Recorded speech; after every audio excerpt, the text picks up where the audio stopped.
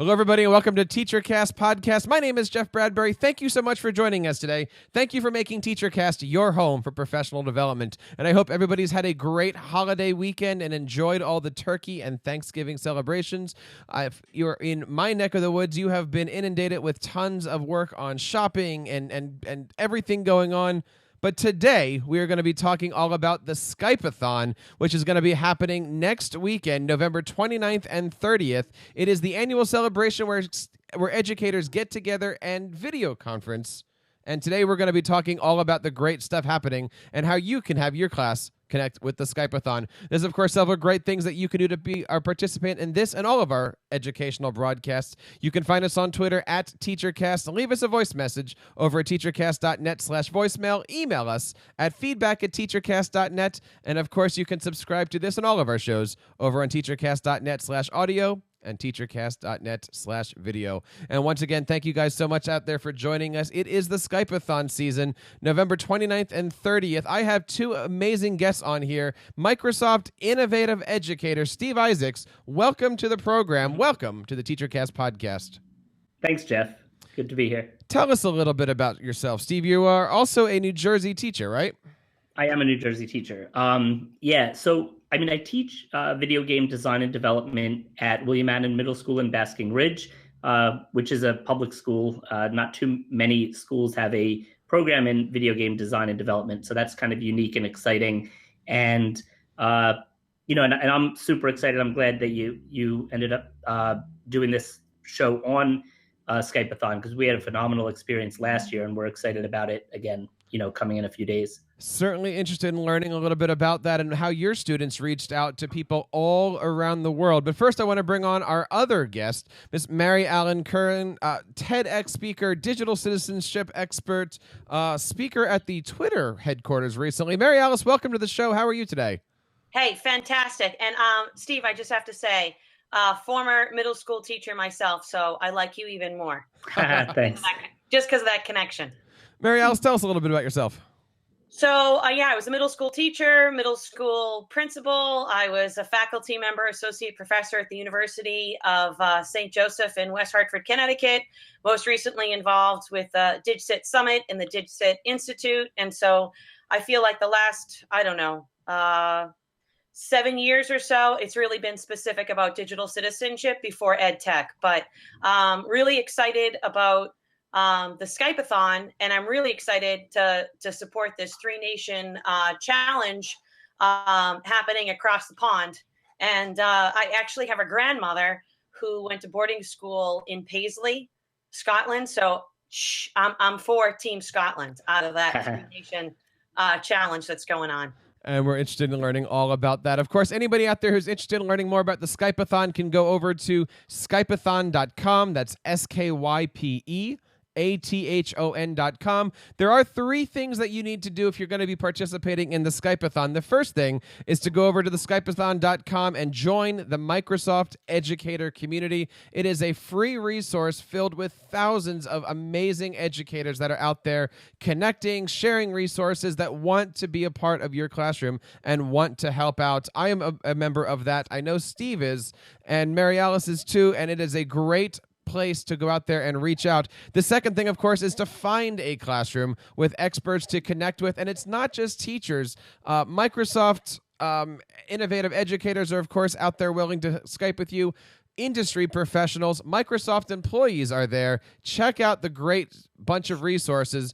And if you're still looking for some information, we have a link on our show notes here for a sway that was produced by Microsoft Education on how you can participate and make the most out of it. I know last year when they tried it, they had over 1 million miles of classrooms that were back and forth Skyping with each other. This year, I know they have a goal to break 3 million miles, and we want to help them out. If you are a member of the Skyping team or if you are Skyping with your classroom, we would certainly love to hear about it and share your stories. Email us over at feedback@teachercast.net. Steve, I want to start with you. Talk to us a little bit about your experiences last year with the Skype-a-Thon.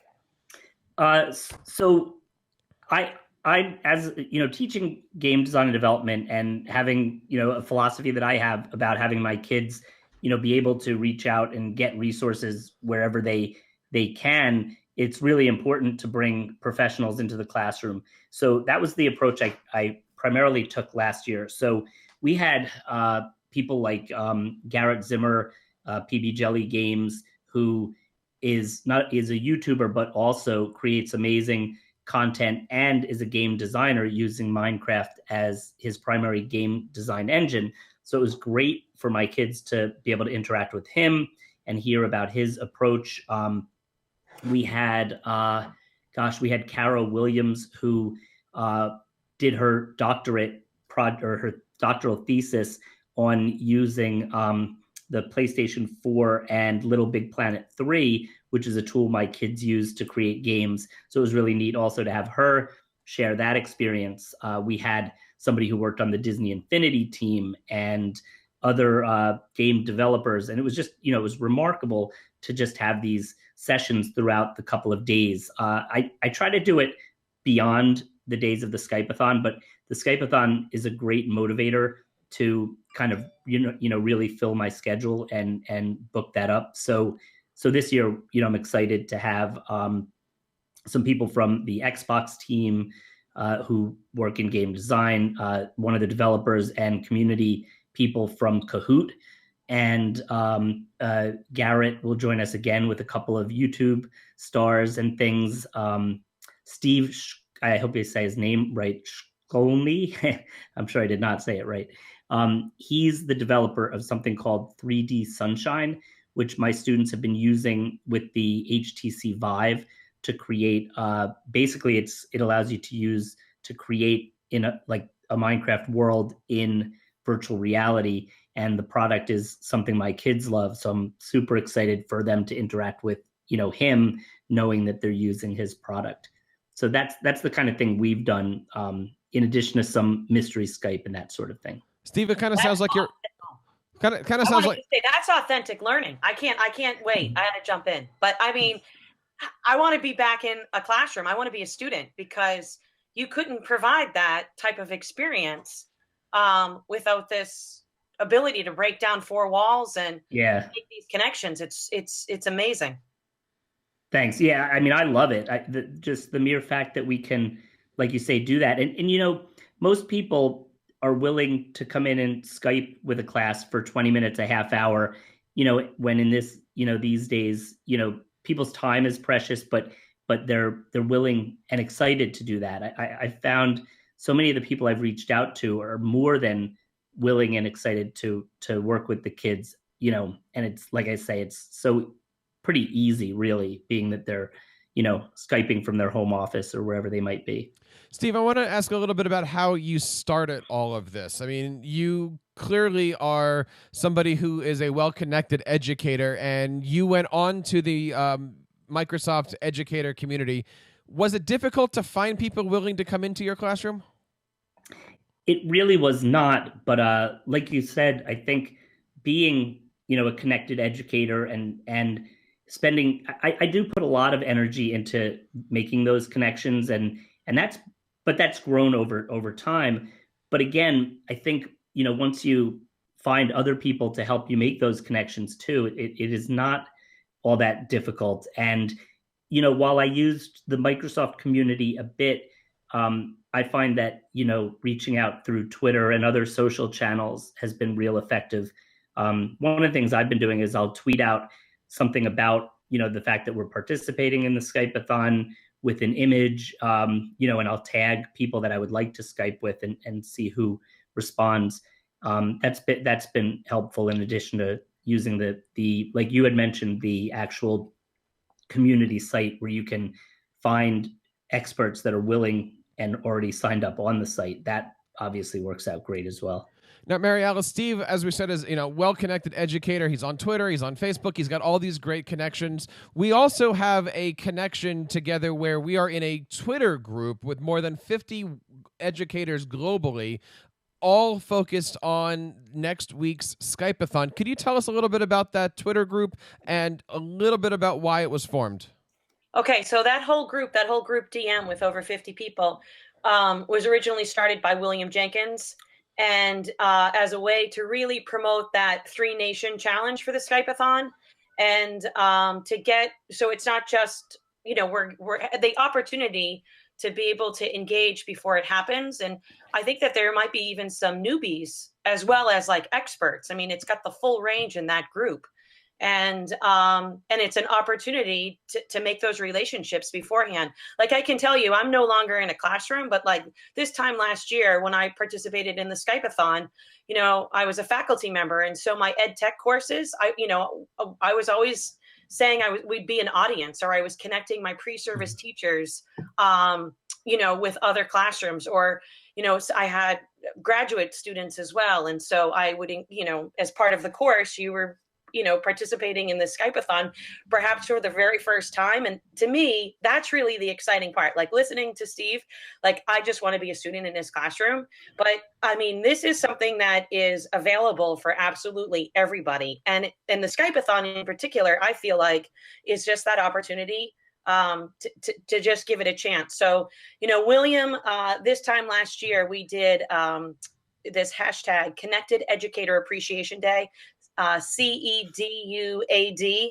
And, you know, it was Black Friday, day after Thanksgiving, and we were giving love to connected educators.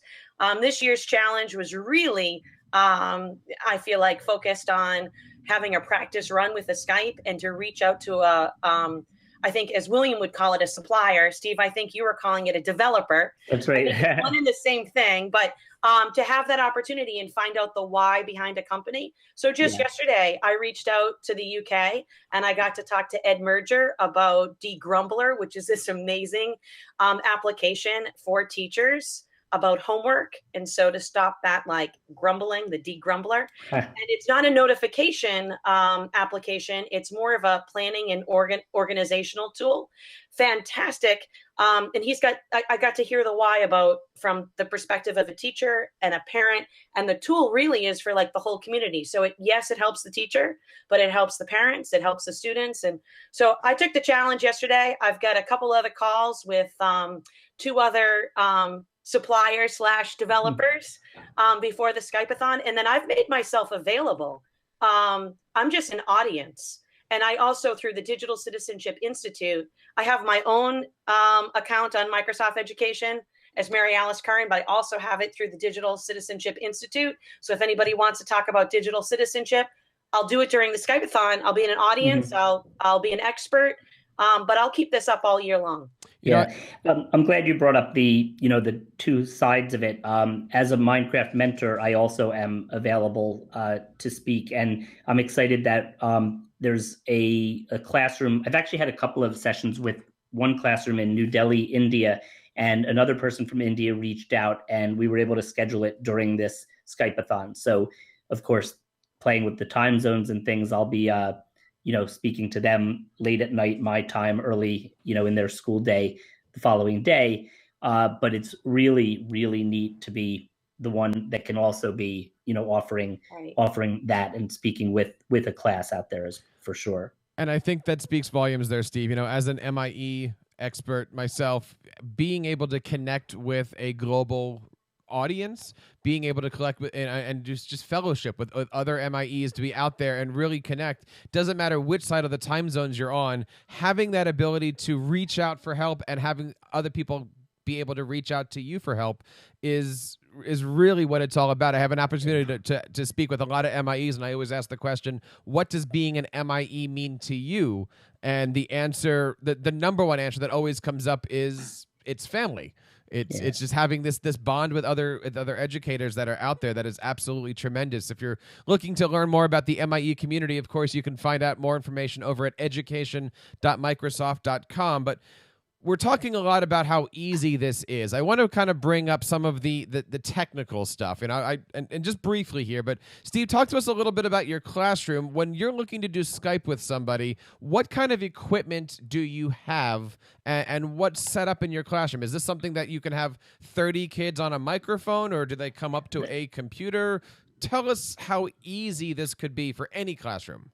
Yeah, I've done it different ways. I will say, do a test run first. When it comes to Skype and things, it's good to have gone through the whole process of connecting with, even if it's not the same person you're going to connect with directly, but just test out, your video and microphone. But many times I've just used my laptop, which has a built-in camera, and have the kids be able to. I happen to have a couple of large screen TVs in my room, so viewing is not an issue, but the speaking with the guest typically would have a kid come up to the computer.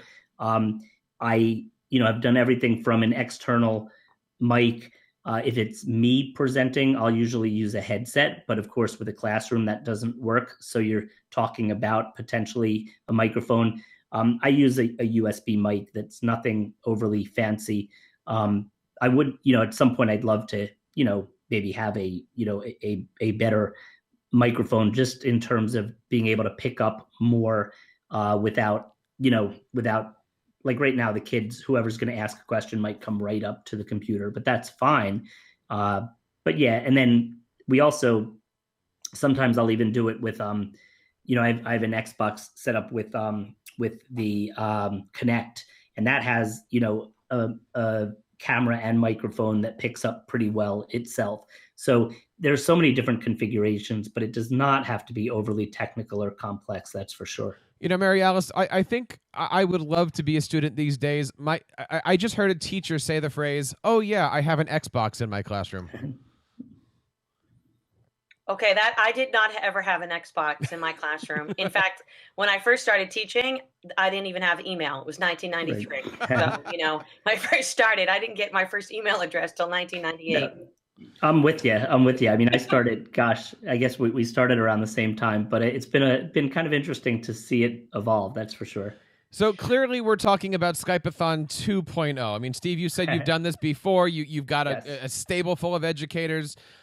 Talk to us about Skype-a-Thon 1.0. Where can we get started? I mean, I know we've talked about these things, something called a mystery Skype. Could you explain what that is? And if a teacher's just looking to dip their toe into the water, never trying any of this stuff before, what advice would you give? And then I'll give Mary Alice a turn on the same question here. On that note, mystery Skype is super fun and super easy.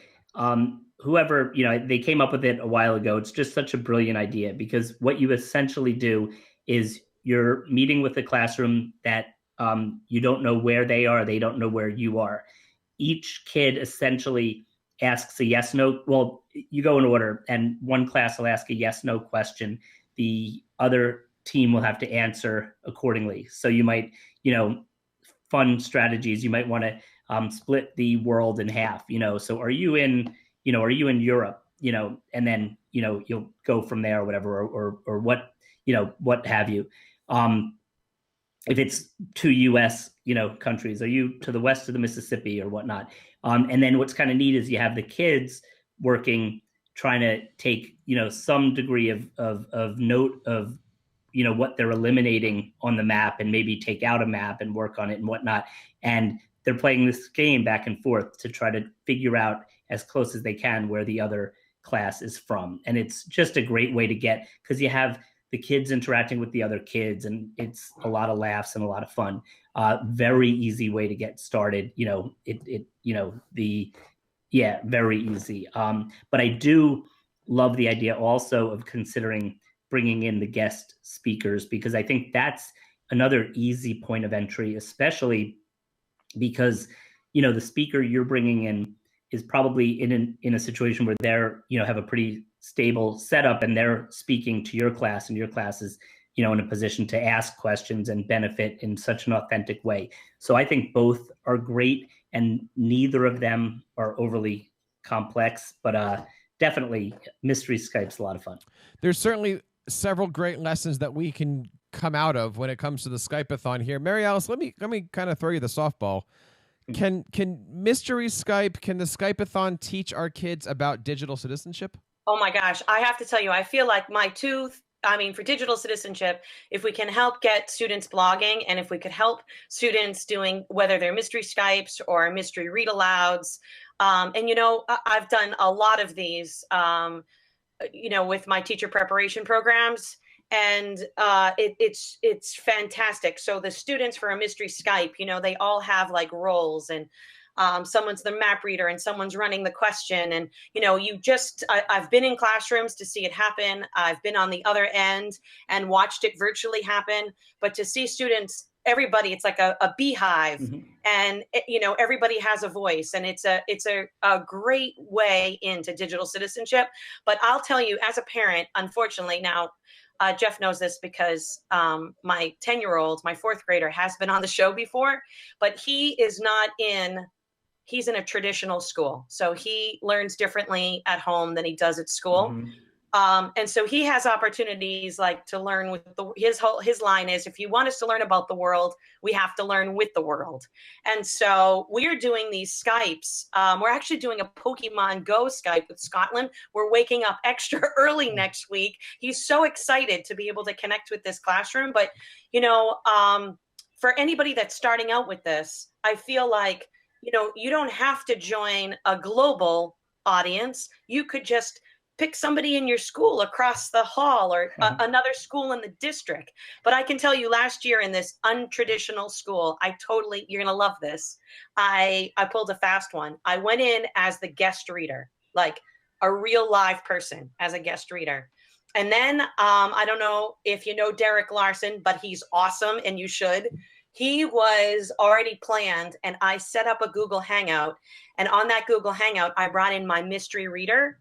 And so, it was like introducing this school that's completely traditional, my own son's school, into a new concept. And before it was a mystery Skype, it was just, they were reading a book, and they got to enjoy this virtual book. And Derek happened to be in Utah. So then we got to kind of practice a mystery Skype. As long as you're making the connections, that's all that matters. That's all that matters. I love the different activities. I was thinking while you were talking there, Mary Alice, I was recently recording one of the Microsoft Innovative Educator Spotlight Series podcasts, and the guest came on and talked a little bit about what they do. And instead of doing a mystery Skype where you try to figure out where the classroom is, they bring the curriculum into it. They do a mystery animal Skype. And it's the same idea of like the Guess Who kind of a thing. But, Steve might say, I am a four-legged amphibian that does something, and then the other class has to guess which animal it is. They've got mystery numbers. There's just so many different ways to make those connections. And then it's like the same thing with blogging. You have an authentic audience. And that's really, I feel like, the piece that is most significant, specifically when it comes to digital citizenship. Definitely having that reflection period at the end is amazing. And I love the fact that, again, I can't say it enough. It's easy to do. The technology is there. You can open up a Surface tablet or a desktop or a Chromebook or anything that you have, and you've got a video camera there. You can go into these different things.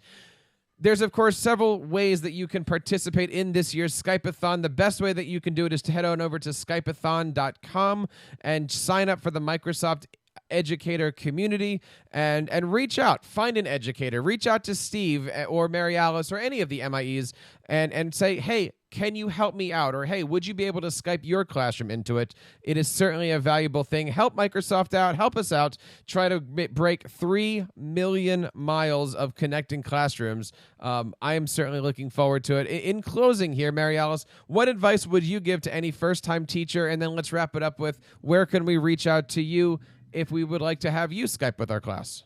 Well, I have said that I will stay up late. I will wake up early. The thing with social media is that, geography knows no boundaries, but we haven't gotten beyond figuring out time zone differences. That hasn't, can be difficult, but there are people that are so willing.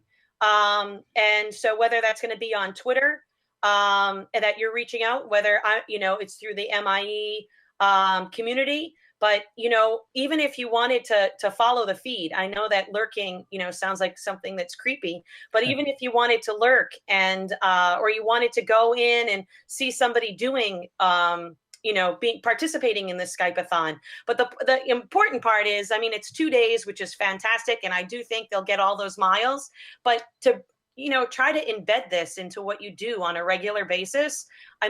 All students everywhere, whatever grade it's going to be, really, this is the type of learning that every student deserves. Steve, what advice would you have for anybody who's looking to maybe kick their Skype-a-Thon up a notch? Well, first, I'd like to just reiterate what Mary Alice said, because I definitely think that the 2 days is a nice starting point, but to realize that this is accessible all the time is phenomenal.